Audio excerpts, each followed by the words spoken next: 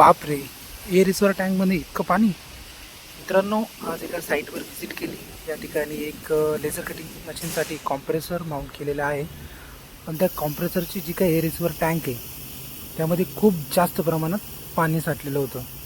हे पाणी इतकं होतं की साधारणतः 3 मिनटं आम्ही व्हिडिओ रेकॉर्ड करत होतो आणि कंटिन्यू 3 मिनटामध्ये हे पाणी बाहेर येत होतं.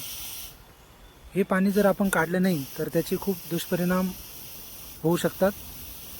मॉइश्चरमुळे पूर्ण पायपिंग म्हणा किंवा ॲप्लिकेशनमध्ये रस तयार होऊ शकते. न्यूमॅटिकचे टूल आहे त्याची लाईफ खराब होऊ शकते आणि वॉटर कॅरियरमुळे प्रोडक्शनमध्ये ब्रेकडाऊन वाढू शकतं. सगळ्यात महत्त्वाचं म्हणजे हे कॉम्प्रेसर लेझर कटिंग मशीनसाठी वापरलं जातं आहे. त्यामुळे हे पाणी न काढल्यामुळे लेझर कटिंगची जी काही लेन्स आहे तिथपर्यंत पाणी जाऊन लेन्सला डॅमेज करण्याचं काम देखील हे मॉइश्चर हे वॉटर करू शकतं. त्यामुळे मी तिथल्या जे काही प्रोडक्शनचे लोक आहेत त्यांना सांगितलं की या ठिकाणी तुम्ही एकतर ऑटो ड्रेन लावून घ्या आणि नाहीतर दिवसातून कमीत कमी 3 ते 4 वेळेस पाणी काढत जा. आपण बघू शकता मित्रांनो, खूप जास्त प्रमाणात या ठिकाणी एअर रिसिवर टँकमधनं मॉइश्चर बाहेर येत आहे.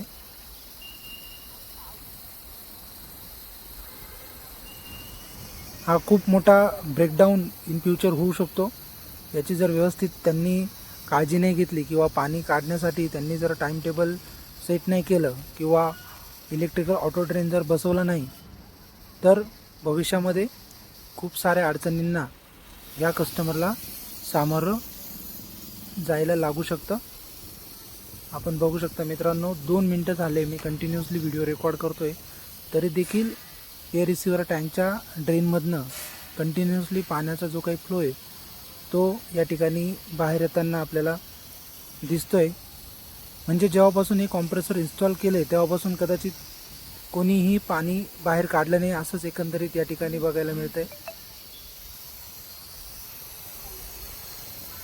या सगळ्या प्रकारामुळे कॉम्प्रेसरचे जे काही एअर एंड आहे आणि वॉल हे देखील खराब होण्याचे खूप जास्त प्रमाणात चान्सेस आहे.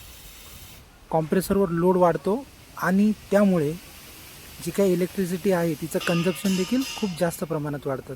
त्यामुळे मित्रांनो, आपल्याकडे असे काय असेल